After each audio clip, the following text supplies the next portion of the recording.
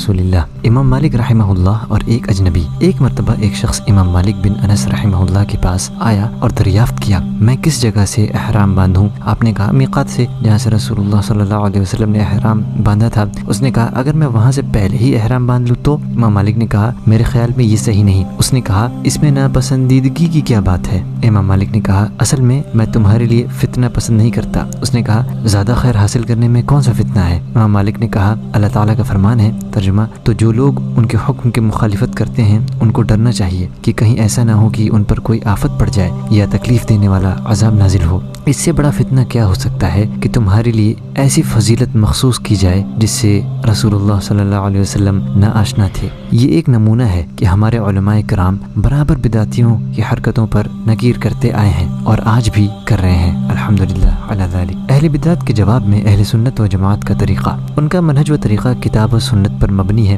یہ بہت ہی دلیل سے بھرا ہوا طریقہ ہے۔ پہلے بدعتیوں کے شبہات اور شک کا تذکرہ کیا جاتا ہے، پھر ان کے بے بنیاد دلائل کا رد کیا جاتا ہے۔ کتاب اور سنت کے دلائل کے ساتھ انہیں بتایا جاتا ہے کہ سنت کو مضبوطی کے ساتھ پکڑنا فرض ہے اور شرک و بدعت اور دین میں نئی نئی چیزیں پیدا کرنا حرام ہے۔ اس موضوع پر بے شمار کتابیں لکھی جا چکی ہیں۔ عقائد کی کتابوں میں شیعہ، خوارج، جہمیہ، معتزلہ، اشاعرہ کا جواب دیا گیا ہے، جیسے امام احمد رحمہ اللہ نے جہمیہ کے رد میں کتاب لکھی ہے۔ ان کے علاوہ دوسرے علماء کرام نے اس موضوع پر بہت کچھ لکھا ہے، جیسے عثمان ابن سعید الدارمی، امام ابن تیمیہ رحمہ اللہ، ان کے شاگرد علامہ ابن قیم رحمہ اللہ، شیخ محمد بن وہاب وغیرہ نے صوفیہ، قبر پرستوں اور دیگر گمراہ فرقوں کے جواب دیے ہیں۔ بدعت کے رد میں جو کتابیں لکھی گئی ہیں وہ بہت زیادہ ہیں۔ ان میں سے بعض قدیم کتابوں کا تذکرہ نیچے کیا جا رہا ہے۔ کتاب الاعتصام امام شاطبی کی کتاب، کتاب اقتداء صراط المستقیم شیخ الاسلام ابن تیمیہ کی کتاب، کتاب انکار الحوادث والبدع، اور کچھ نئی کتابیں بھی ہیں، کتاب الابداع،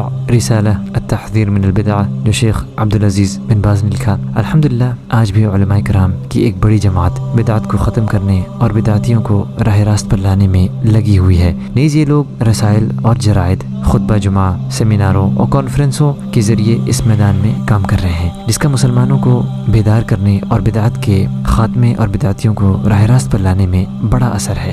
آج کا یہ پارٹ یہیں ختم ہوتا ہے، انشاءاللہ اگلی پارٹ میں ہم اس سیریز کو جاری رکھیں گے۔ جزاکم اللہ خیرہ۔ السلام علیکم ورحمۃ اللہ وبرکاتہ۔